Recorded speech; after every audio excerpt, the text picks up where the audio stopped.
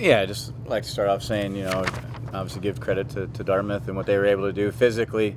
Um, control the line of scrimmage, ability to run the football. They did a nice job. I would say, though, when you go back and you watch film, some of that was very self-inflicted on our part in gap control and doing our job, and we made it look, maybe a lot worse than it could have been or should have been. But give credit to them; they took advantage of it. So the inability to stop the run, was a huge factor in the game, and then on our end, the inability to rush the football was a huge problem. With that being said, we hang in there and have the ball twice down the red zone later in the game to make it a one-score game. So, our guys, that's what they'll do. They'll continue to fight and continue to scratch and claw and find a way to make it a game. But just when it comes down to it, just the lack of ability to stop the run and force third downs. Trying to look at the stats here, they have 7 third downs. I would have guessed it would have been less than that. And so when that happens, you just have a hard time winning a football game. Coach, twice you got close, 14-10 and 21-13 in both times. Penalties really brought them back into it. How frustrating was this game from that perspective of personal fouls? Yeah, it can't happen. It's just that's first thing I hit in the locker room after the game is their inability to keep composure. I guess where I struggled is with the guys. I didn't understand why we lost our composure. To your point, it's a one-score game. What are we all riled up about? A couple questionable calls, maybe, but they could say the same thing. That's in every single game. And so I don't know what we're frustrated about. I'm sure we got some that went our way and some that went their way. It's just it evens itself out. And so, number one, coaching point in the locker room after the game was the inability to have composure, and that needed to get fixed. And a couple of the guys that did it, they didn't play the rest of the game, and hopefully that's a great way to get it fixed. So.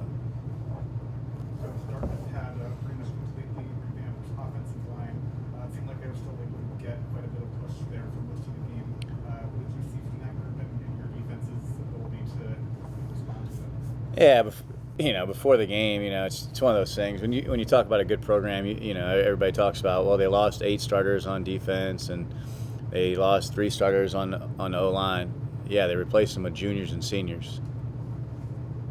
That's what good programs do. And so, to me, that's like, okay, they're newer to starting the football game, but they're not newer to college football.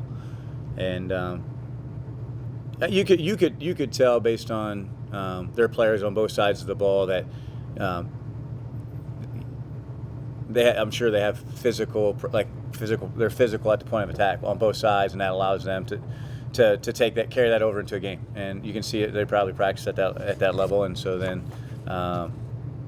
they did a nice job. And I told our guys after the game, I think they'll do that throughout their league play. So. You've played a big-time team last year. You played a big-time team last week. These guys are not allowed to go to the NCAA playoffs. You've now seen these guys twice. What's your sense about how this program fits on a national? They'd be fine. Yeah. And it's just they have good players, and then they don't do anything that's like wows you in my opinion, but like everything is just really sound, right? And that's what really wins. Fundamentals and techniques, that's what wins. And so you can see it in their program and everything they do. But yeah, you go from last week to playing Illinois State to this week. They're really good football players and really well coached on top of it. But to be honest with you, that's been Ivy League football. People just don't know that. and really, and to be honest with you, I think our league doesn't get enough credit. You know, an ability to play at a high level. How about this series, playing Ivy League teams and Pioneer and Ivy League playing? Is this something you like? I'd love to see it be like the ACC Big Ten Challenge, kind of like that. I think it'd be really good. Maybe a little selfish for our league because it would generate a lot of enthusiasm for our league. It would help. It'd be huge for scheduling for both the Ivies and the Pioneer League. But that'd be really cool, right? I mean, the number of games that we can. I think as a whole, our league may have some work to do, but then that would help continue to elevate our league and our profile. A couple shots to get back into it in the fourth quarter on the goal line.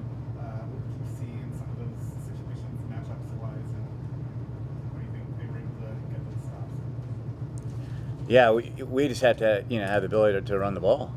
I mean, it's 2nd and 3 if I remember right, and we can't run the ball 3 times for 3 yards, and so. You have to have the ability to run the football.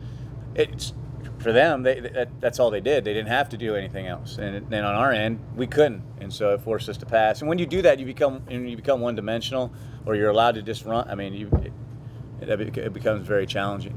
And so and we had success throwing the ball, but when the field shortens, it makes it more challenging. And they're gonna sit in their zone defense and not play a whole lot of man, and makes those windows small when you don't have the vertical stretch of the field anymore.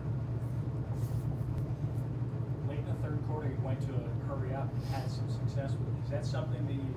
I think I'd like to see us do a little bit more. I think put a little pressure on them in terms of, and then they have a substitution package. They bring a third down group in, and if they're going to do that, make them make decisions. Do you want to keep them on the field, or do you have to run them in and run them out? How do they want to do it? And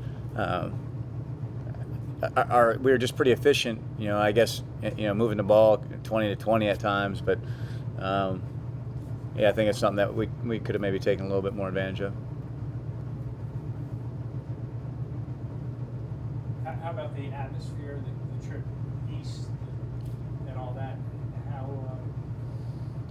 Yeah, I mean, I think for our guys, the one thing that I enjoy as the head coach of Valparaiso is the ability to go see and do a lot of things, and that being in the Pioneer Football League, you get a chance to do that, and so our travel and for our recruits to see, hey, you go out to San Diego or you go down to Stetson in Orlando, and we're gonna go.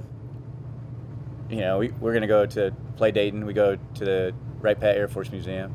We're going up to Marist. We're going to West Point. Like, those are things that to me make it a lot more than just football. It's got to be about the total experience, and then just the ability. The one thing that I've never in 23 years coaching college football, I haven't had an opportunity to get a chance to come to an been in an Ivy League school. I'm not smart enough to ever think about even an Ivy League school, but the ability to coach and just see it and the atmosphere, and so it was good. And like I said, I think it'd be a good thing to continue in the future.